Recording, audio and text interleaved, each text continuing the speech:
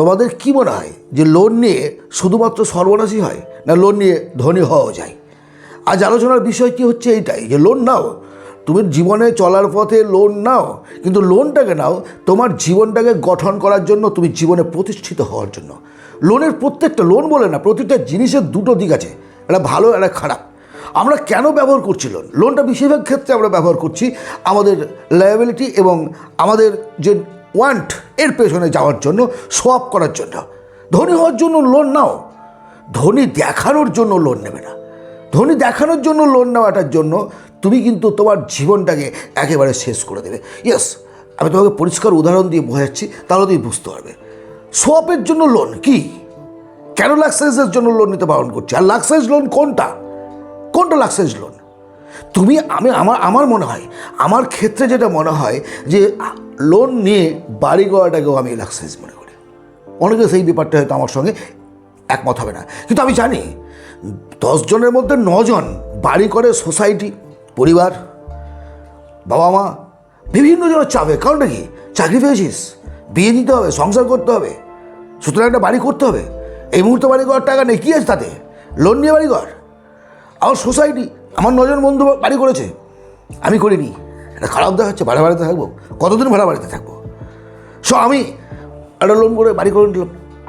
প্রয়োজন ছিল না, নিড ছিল না, বাট ওয়ান্টের পেছনে ছুটতে গিয়ে এক গাদা লোন নিয়ে হাউস বিল্ডিং লোন নিলাম, বাড়ি করলাম। তারপরে কী হলো? সারা জীবন হাড়িঘাটে মাথা দিয়ে ইএমআই করতে থাকলাম সারা জীবন ধরে। ইনকামের শুরুতে লোন নিয়ে বাড়ি করেছি, তারপরে সারা জীবন লোন করছি। শুধু তাই না, আমি অনেককে জানি ফ্ল্যাট কিনলো, এইবার অন্যান্য বন্ধু বান্ধবদের ফ্ল্যাটে যে ডেকোরেশন করা আছে সেটা করতে হবে তো, ইমেজ থাকবে না। সেই ইমেজটাকে ধরে রাখার জন্য লোন করে আবার ডেকোরেশন করলো, বাড়িটার মধ্যে ডেকোরেশন করলো লোন করে। কিন্তু এটা তুই কী বলবে? এটা কী বললো তুমি? এটা প্রয়োজন, নিড সেটাই লাক্সারিজ যে জিনিস বা বস্তুটা তোমাকে আনন্দ দেয়, যেটা আনন্দ দেয়। সেটা হতে পারে আইফোন, একটা লোন করে কিনলাম, হতে পারে গাড়ি, হতে পারে বাড়ি, হতে পারে ট্যুর। আরে ট্যুরে যাচ্ছে, ট্যুরে লোন করে, কোথাও ঘুরতে যাবে লোন করে। এখন তো সব কিছুই কী বলবো, আরে ইনকামের শুরু থেকেই।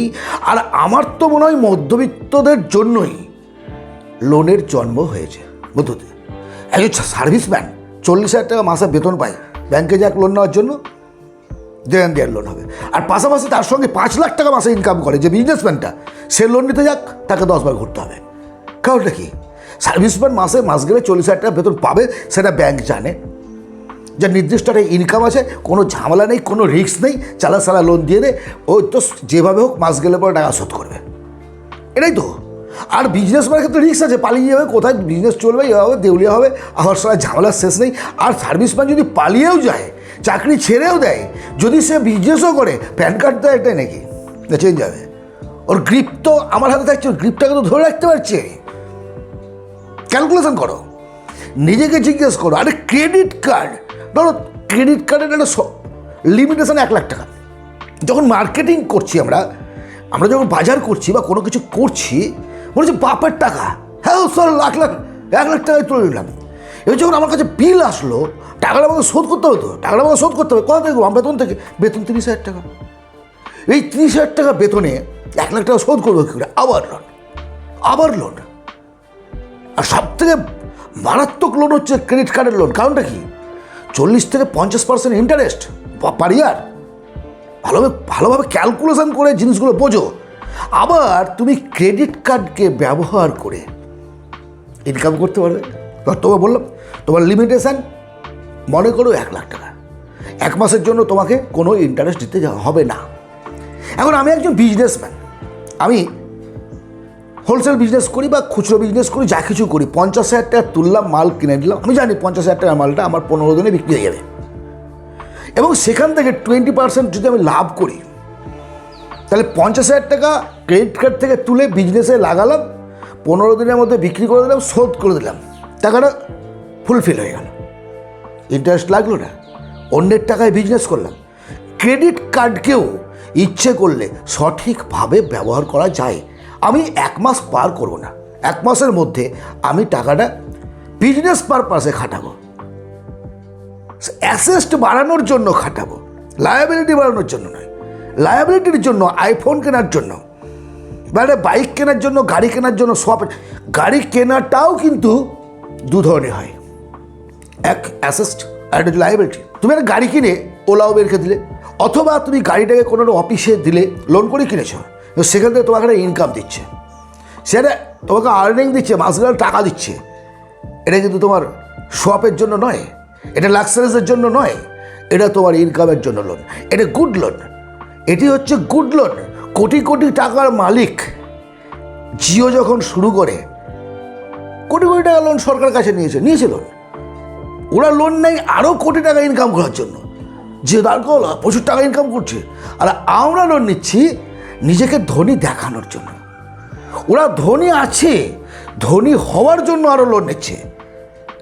আর উল্টো দিকে আমরা কি করছি, মধ্যবিত্তরা কি করছি, ধনী দেখাবো, সফ, ভেতর ফোকলা হয়ে আছে, ভেতরে কিচ্ছু নেই। বাড়িতে যে সমস্ত আসবাবপত্রগুলো আছে, প্রত্যেকটা আসবাবপত্র মেবি লোনে, দোকানে ধার নিয়েছে, নাহলে বন্ধুর কাছে ধার নিয়েছে, তারপর সব করতে হবে।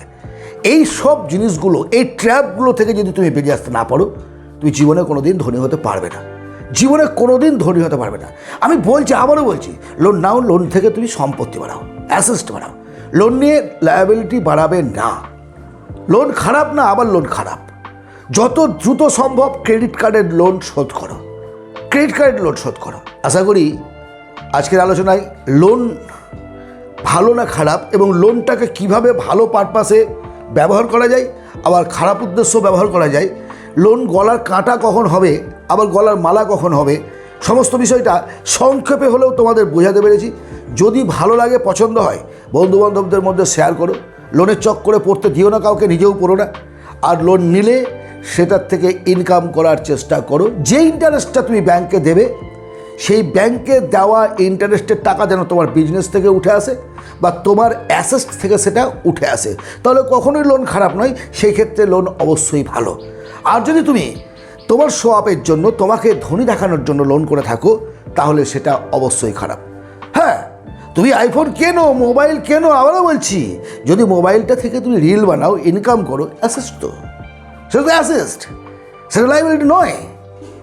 এই বিষয়গুলো ভালোভাবে নিশ্চয়ই তোমাদের আমি বোঝাতে পেরেছি। ভালো থেকো, লোনের চক্করে পড়ো না। পরবর্তী ভিডিওতে আবার কথা হবে। আর যদি পছন্দ হয়, এটা লাইক, সাবস্ক্রাইব করো। এরকম দাবি করতে পারি তোমাদের কাছে আমি। অলরেডি যারা সাবস্ক্রাইব করেছো তাদের অনেক অনেক ধন্যবাদ, এক বুক ভালোবাসা। আর যারা আমার ভিউয়ার্স, তাদের কাছেও আমি কৃতজ্ঞ, কারণ তোমরা আমাকে আমার পথ চলায় এত মসৃণতার সঙ্গে, এত দ্রুত, এতটা জায়গা আমাকে এগিয়ে এনে দিয়েছো। তোমাদের সামনে বসে কথা বলতে পারছি, এই জন্য সত্যি আমি খুব আনন্দিত। ভালো থেকো, পরবর্তী ভিডিওতে আবার কথা হবে।